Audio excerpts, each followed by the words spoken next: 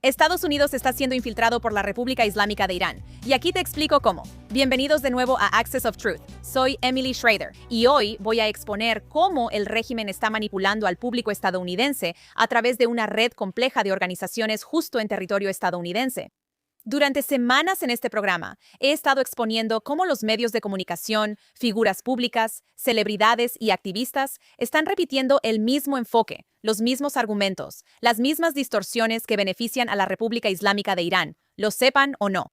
Esto es parte de un inmenso esfuerzo de guerra psicológica por parte del régimen desde hace ya muchas décadas, y ellos están apostando a largo plazo. Hoy voy a mostrarles cómo lo están haciendo dentro de los Estados Unidos. Ahora, un nuevo informe de Nufti, la Unión Nacional por la Democracia en Irán, detalla esta estrategia a largo plazo del régimen para establecer una influencia duradera y manipulación de la opinión pública dentro de los Estados Unidos. No a través del espionaje tradicional, sino mediante instituciones, centros religiosos, escuelas, organizaciones sin fines de lucro y organizaciones comunitarias que operan legalmente, de manera constante y a lo largo de generaciones. Ahora, en el centro de esta red se encuentra la Fundación Alavi, una organización sin fines de lucro con sede en Nueva York que posee un edificio de 36 pisos en la Quinta Avenida, un activo generador de ingresos que ha financiado a decenas de organizaciones afiliadas en todo el país. Ahora, documentos judiciales e informes públicos han descrito a esta fundación como operando bajo la dirección de la República Islámica. Y a través de ese financiamiento ha ayudado a construir una red que abarca múltiples estados e instituciones, y una que incluso está moldeando a las futuras generaciones de estadounidenses para mal. Ahora, esta fundación misma ha reconocido apoyar a más de 35 organizaciones en todo Estados Unidos, incluido el Centro de Educación Islámica en Potomac, algo detallado en el informe de Nufti. Se llama Idara Shafaria en Maryland. Y también forma parte de una red más amplia de mezquitas, escuelas y programas juveniles en estados como Virginia, Michigan y Texas. Y eso es solo lo que se ha revelado y que conocemos. Este modelo tampoco es exclusivo de Estados Unidos. El régimen ha utilizado fundaciones y estructuras benéficas muy similares también en el Reino Unido. Y eso es algo sobre lo que expondré más detalles en el futuro. Pero lo que están viendo aquí es una estrategia que se adapta a diferentes sistemas legales mientras mantiene el mismo objetivo: exportar la revolución islámica de 1979 a Occidente, exportar el culto a la muerte del jomeinismo. Ahora, este informe de Nufti expone el modelo replicable del régimen, comenzando con una propiedad ancla, que a menudo es financiada o apoyada a través de organizaciones como Alavi, la cual proporciona estabilidad financiera y una base permanente. Instalan un liderazgo clerical que ha sido entrenado en Irán por el régimen y luego esa persona establece la dirección ideológica. Y a partir de ahí se crean escuelas, programas para jóvenes y organizaciones comunitarias que difunden la ideología en la vida diaria y en las próximas generaciones de Occidente. No solo la práctica religiosa, sino también la educación, las redes comunitarias y la actividad cultural. Y este modelo se puede ver muy claramente en el área de Washington, D.C., que el informe identifica como el caso de prueba original. Después de un intento de activistas pro-Jomeini de tomar el Centro Islámico de Washington en 1981, un complot que fracasó, su estrategia cambió. Así que, en lugar de tomar el control directamente, la red empezó a crear instituciones paralelas que pudieran controlar y expandir con el tiempo. A partir de ahí, solo se expandió. En los campus estadounidenses, por ejemplo, el grupo de habla persa de la Asociación de Estudiantes Musulmanes surgió como un nodo clave. Ahora, según evaluaciones del FBI y testimonios en el Senado, este grupo ha operado como una extensión de la propia República Islámica, usando la fachada de una organización universitaria para vigilar a los disidentes, difundir propaganda e incluso organizar eventos que promueven la ideología alineada con el régimen. Estas son tácticas muy similares a las que hemos visto por parte de la Hermandad Musulmana, también en los Estados Unidos en los campus universitarios. Esta red ha estado operando desde la década de los 80 con conferencias anuales, transporte organizado de estudiantes para protestar y líneas directas con funcionarios que están conectados al régimen islámico. Ahora, el testimonio del FBI también describió esta red como uno de los métodos principales de la República Islámica. Dependen de ella para obtener inteligencia y apoyo técnico dentro de Estados Unidos, incluyendo la vigilancia de disidentes y el avance de los objetivos del régimen en territorio estadounidense, sean cuales sean. Ahora, desde los campus, el método del régimen se expande hacia las comunidades. Tomemos Maryland como ejemplo. En Maryland, el Centro de Educación Islámica en Potomac se estableció con el apoyo de la Fundación Alavi y combinó una mezquita con una escuela de tiempo completo desde kinder hasta el 12º grado en la misma propiedad. Esa estructura permite que la ideología jomeinista se refuerce diariamente a través de las aulas, las redes de compañeros y los programas para jóvenes, no solo mediante servicios religiosos. El centro y su escuela asociada recibieron al menos $3.6 millones en financiamiento de la Fundación Alavi. Eso es lo que permite que este modelo de la República Islámica pueda expandirse y sostenerse a lo largo del tiempo. Ahora, en Virginia, esta red también se conecta con figuras como Abu Fasal Nahidian, quien estuvo involucrado en la organización pro-Jomeini en Estados Unidos durante décadas y cuya red gira en torno a instituciones como la Mezquita de Manassas, así como vínculos anteriores con el Centro de Educación Islámica en Potomac y redes de estudiantes iraníes que operan en Washington, D.C. Ahora, ese mismo ecosistema se cruza con el único asesinato dirigido por Irán conocido en territorio estadounidense, cuando Ali Akbar Tabatabai fue asesinado a tiros en Maryland por Dawood Salahuddin, quien estaba conectado con la red de Nahidian y operaba desde un centro de estudiantes iraníes en Washington antes de huir de regreso a Irán, donde permanece hasta hoy.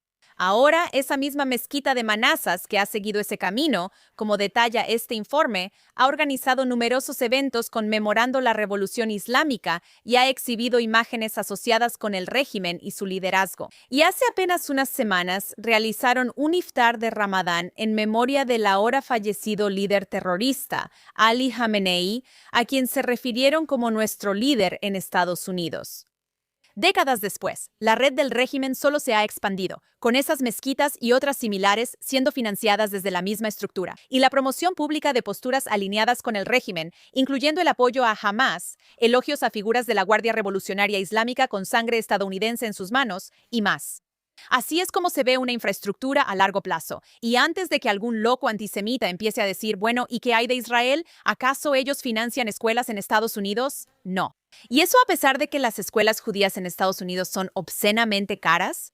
El Estado de Israel no proporciona apoyo, servicios ni adoctrinamiento. Nada parecido a lo que este culto mortal del jomeinismo ha hecho y sigue haciendo desde hace muchas décadas. Y ahora echemos un vistazo a Michigan. En Dearborn, aproximadamente el 40% de la población es musulmana y, de hecho, en su mayoría chiita. Y no tienes solo una institución, tienes un ecosistema denso de mezquitas, escuelas, programas juveniles e iniciativas mediáticas que se refuerzan entre sí y, sinceramente, normalizan narrativas antisemitas, antiestadounidenses y proterroristas como parte de la vida diaria. Por ejemplo, en 2020, tras el asesinato de Qasem Soleimani, un comandante responsable de la muerte de cientos de militares estadounidenses, el Centro Islámico de América en Michigan organizó una vigilia en su honor, donde altos clérigos lo elogiaron por infundir miedo en los enemigos del Islam, incluyendo a Estados Unidos. ¿Quién fue este general? Que su presencia traía esperanza a los marginados y a los que tenían miedo, y que trajo odio y miedo a los enemigos del Islam, particularmente a Estados Unidos. Esa es una institución estadounidense que glorifica públicamente a un hombre responsable de matar soldados estadounidenses. Expandiéndose hacia el oeste en Texas, este modelo está operando en varias áreas metropolitanas, incluyendo Houston y Dallas, donde las instituciones clave apoyan escuelas de tiempo completo, redes juveniles y programas de alcance comunitario. Diseñado para traducir esa ideología del régimen en un lenguaje que resuene con audiencias estadounidenses más amplias, incluyendo a los no musulmanes. Y aquí es donde todo el esfuerzo del régimen comienza a conectarse directamente con lo que estamos viendo hoy en día en el terreno. El régimen es sumamente eficaz para identificar divisiones sociales en Occidente y explotarlas a su favor, enfocándose intensamente en los agravios percibidos de Occidente y construyendo puentes con grupos de izquierda radical e incluso con grupos cada vez más convencionales, cuando ven la oportunidad, como con Israel. La Guardia Revolucionaria Islámica y sus tentáculos son, francamente, maestras en hacer que los grupos marginados sientan que tienen objetivos en común, cuando en realidad, a menudo, tienen objetivos opuestos, como el movimiento LGBTQ que de repente apoya a Palestina sin entender. Lo único que los palestinos odian más que a los judíos, estadísticamente hablando, según Pew, es a los gays. Ahora, por supuesto, también lo vimos y lo vemos hoy, cuando los grupos estudiantiles organizan protestas a favor del régimen que retratan a la República Islámica y sus aliados terroristas como resistencia. culpan a los judíos de todos los males del mundo y a veces incluso gritan muerte a Estados Unidos y queman banderas estadounidenses, como vimos con los campamentos estudiantiles anti-israelíes después del 7 de octubre. La República Islámica se adhiere a un tema social y amplifica artificialmente la indignación sobre ese tema, especialmente en los medios y redes sociales, todo con el fin de generar insatisfacción dentro de la cultura y la sociedad estadounidense. Lo vimos el mes pasado con la indignación desproporcionada por un ataque a una base del CGRI que tenía una escuela dentro de su perímetro, donde murieron decenas de niños. Sin embargo, hay poco o ningún conocimiento o comprensión pública del hecho de que el propio régimen mató a cientos de niños iraníes durante las protestas solo unos días antes. Esta semana lo vemos de nuevo mientras los temas económicos dominan la conversación, cuando la gente está condicionada a priorizar los precios de la gasolina sobre las vidas humanas, que es exactamente la razón por la que figuras como Galibaf están troleando públicamente a Estados Unidos sobre los precios del petróleo en las redes sociales, de la cual toda la población iraní está desconectada. Sí, el Internet sigue cortado. La realidad es que el régimen sabe qué es lo que resuena y también sabe qué es lo que divide, y tenemos un gran problema en los campus estadounidenses. Mira lo que pasó en el campus de Swarthmore esta semana. Irán nos hace sentir orgullosos. Entonces, gente, estudiantes animando abiertamente a Hezbollah, una organización terrorista designada por Estados Unidos, y celebrando el asesinato de soldados estadounidenses. ¿En serio? Lo que deja claro este informe de Nufti es que no se trata solo de unos cuantos individuos problemáticos. Es un sistema construido deliberadamente durante décadas en varios estados, con docenas de instituciones, millones de dólares en financiamiento y vínculos directos con un régimen terrorista ilegítimo en Irán. Y este es el resultado final. Una red que difunde ideas a través de las instituciones y normaliza el extremismo mediante estructuras comunitarias y explota las debilidades de las sociedades abiertas para volverlas en su contra. Es hora de despertar y luchar contra este abuso de nuestros valores como estadounidenses o como cualquier persona que cree en la libertad, la igualdad y los valores liberales. Está claro que estamos bajo ataque. Y ahora quiero hablar sobre un ejemplo de esta semana que demuestra exactamente por qué lo que acabamos de mencionar es tan crítico en este momento. Porque lo que vimos esta semana sobre el alto el fuego entre la República Islámica y Estados Unidos no es un malentendido diplomático. Es un ejemplo en tiempo real del mismo tipo de subversión y manipulación de narrativas del que acabamos de hablar. Cuando el presidente Trump anunció el alto el fuego, mencionó 10 puntos que se estaban discutiendo en las conversaciones. Pero casi de inmediato, la República Islámica filtró su propia versión de los hechos a los medios internacionales y a través de sus propios medios de comunicación. Una lista de 10 puntos que se presentaron al mundo como si fueran parte de un acuerdo, aunque no eran los mismos 10 puntos que se aprobaron. Y en muchos casos, algunos de estos puntos ni siquiera formaban parte de ninguna negociación seria entre las dos partes. Como era de esperarse, los medios occidentales lo difundieron de inmediato, las figuras públicas lo difundieron, los políticos lo difundieron. Y de repente, tenías toda una conversación global construida alrededor de términos que no existían, lo que hacía que Estados Unidos se viera increíblemente débil, como si el presidente Trump hubiera fracasado en sus objetivos de guerra. Todo este esfuerzo fue una operación psicológica, y ni siquiera una sofisticada. Esto fue un intento mezquino de provocar caos, desviar la culpa y lograr que todo el mundo empezara a condenar a Israel por algo en lo que ni siquiera estuvo involucrado. Porque uno de los elementos clave que insertaron en este marco falso fue el Líbano, específicamente la idea de que un alto al fuego de alguna manera incluía limitaciones a la acción israelí en Líbano, a pesar de que Israel no fue parte de estas conversaciones y no se le consultó sobre nada de esto. Y de nuevo, la última vez que revisé, Líbano no está en Irán. Y si Irán está negociando en nombre de Líbano, eso no es solo parte de la historia. Ese es todo el problema. Pero una vez que esa idea ya estaba circulando, todo lo demás siguió. De repente hay gente preguntando por qué Israel está violando términos que no existen y líderes mundiales pidiendo moderación basándose en condiciones que nunca se acordaron. Y toda la conversación se desvía del régimen y se centra en Israel, que es exactamente lo que el régimen quería lograr con esto. La Casa Blanca tuvo que salir y aclarar que estos 10 puntos no formaban parte de ningún acuerdo y que Líbano, de hecho, no era parte del alto al fuego. Y luego el régimen redobló la apuesta al agregar otra afirmación en los medios internacionales sobre el descongelamiento de activos, lo cual, de nuevo, no se acordó, pero para ese momento casi no importa porque la narrativa ya se ha impuesto. Las conversaciones comenzaron, las conversaciones fracasaron, y ahora estamos viendo la siguiente fase con el estrecho de Hormuz. Pero si no aprendemos de esto, simplemente será lo mismo una y otra vez. Y lo que sinceramente me preocupa más que el hecho de que el régimen haga esto, es cuántos líderes mundiales simplemente lo aceptaron sin siquiera entender de qué están hablando. Había miembros del Congreso y líderes europeos pidiendo abiertamente un alto al fuego en Líbano sin siquiera saber cuáles eran los términos, quiénes estaban involucrados o por qué siquiera había un conflicto en Líbano en primer lugar. Líderes como Keir Starmer, la ministra de Relaciones Exteriores Yvette Cooper, Emmanuel Macron y el secretario general de la ONU Antonio Guterres, todos salieron a hablar, exigiendo que Israel respete un alto al fuego inexistente en Líbano, porque una dictadura terrorista lo exige.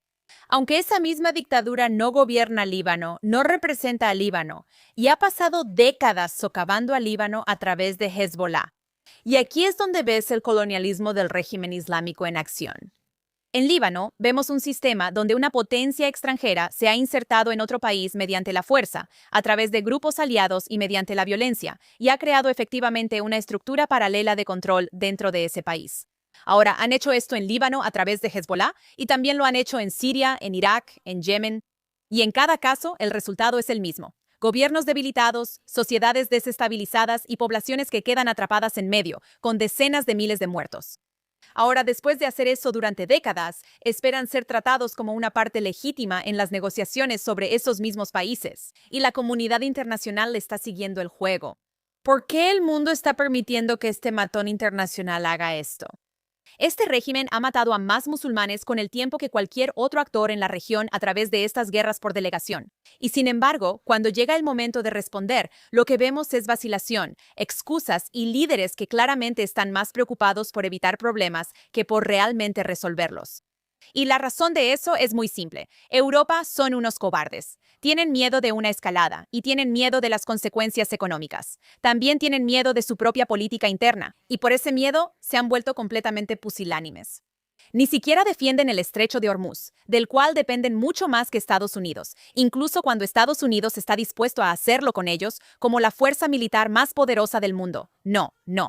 Prefieren convertir a Israel en chivo expiatorio exigiendo que Israel se retire en Líbano. Esto no es solo fallarle a su propia gente, también le están fallando al pueblo libanés y al derecho internacional, porque los libaneses más que nunca no quieren que Hezbollah controle su país.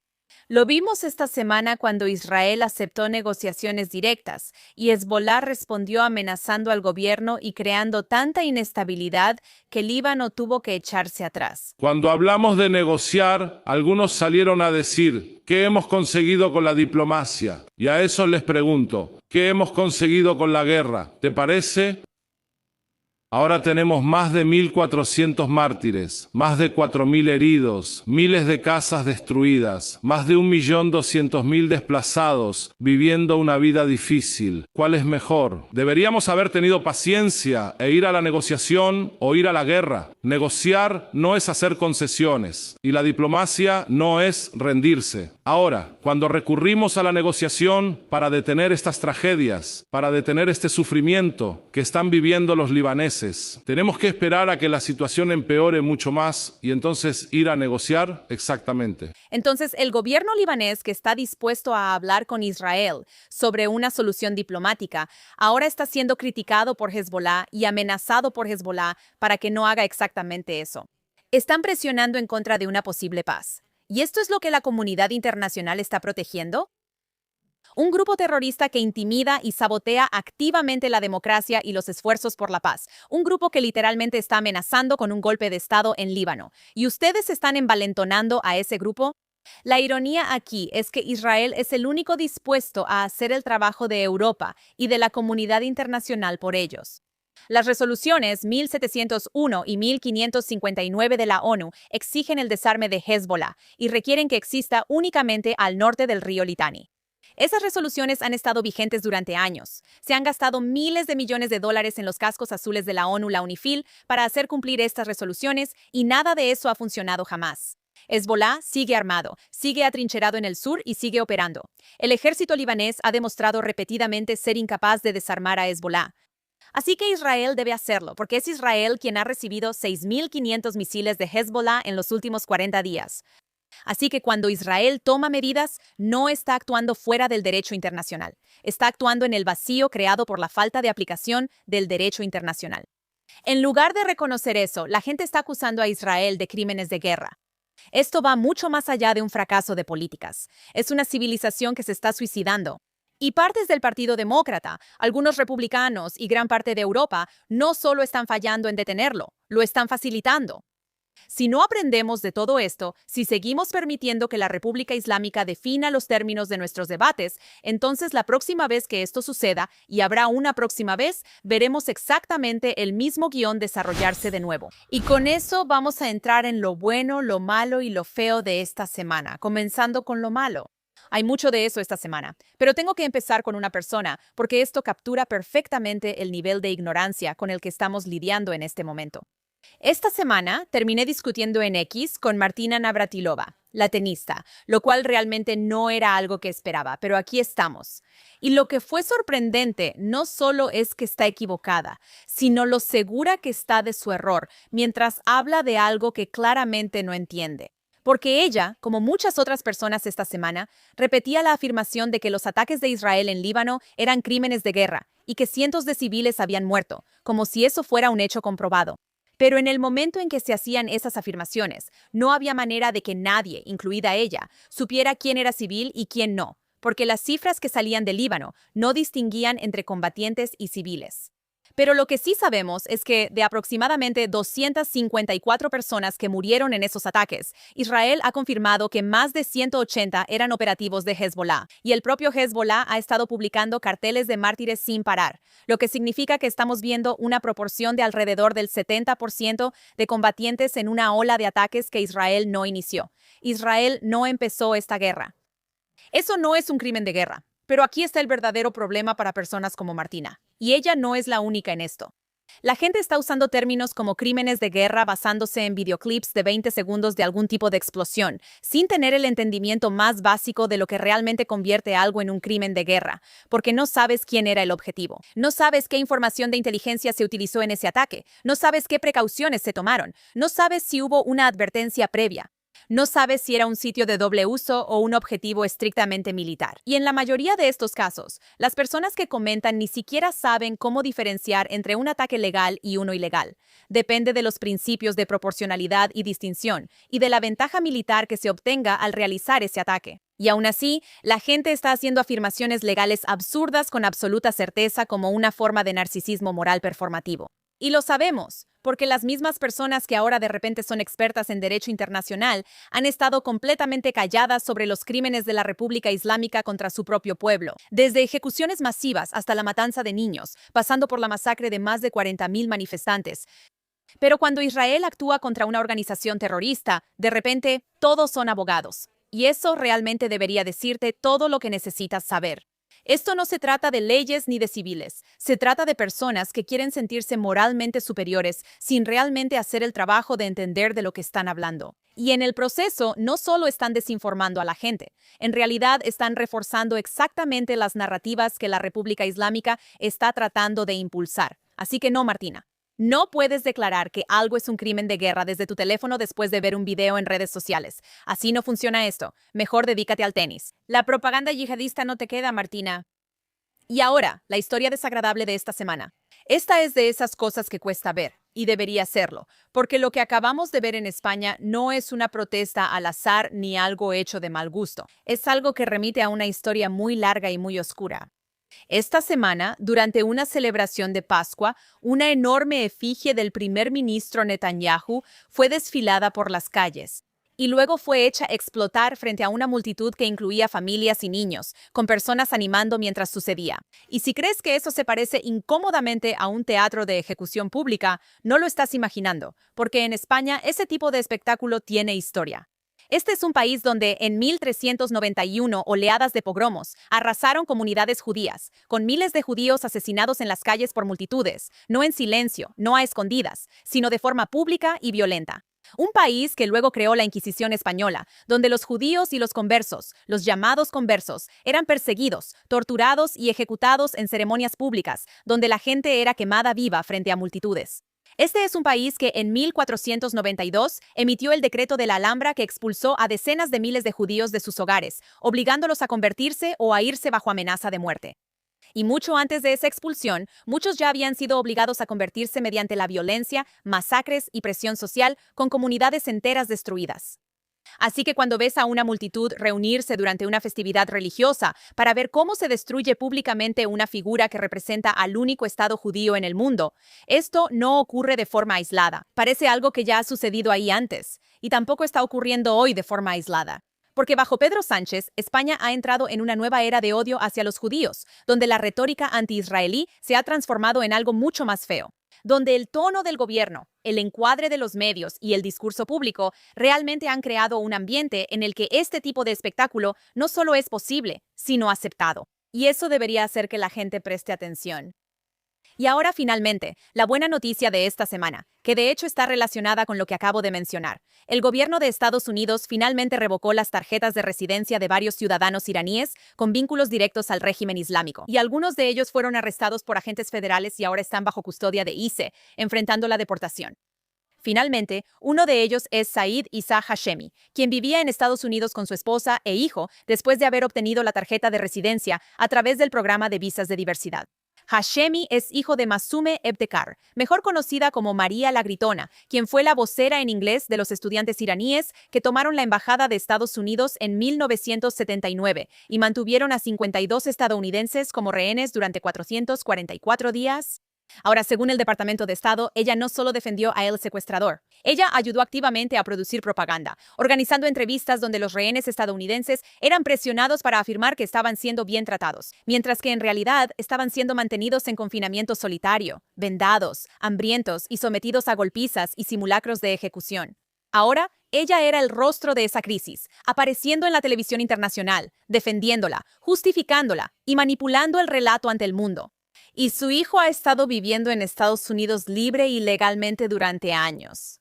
El hijo de una de las figuras de propaganda más prominentes de uno de los ataques más traumáticos contra Estados Unidos en la historia moderna, viviendo aquí en Estados Unidos con una tarjeta de residencia.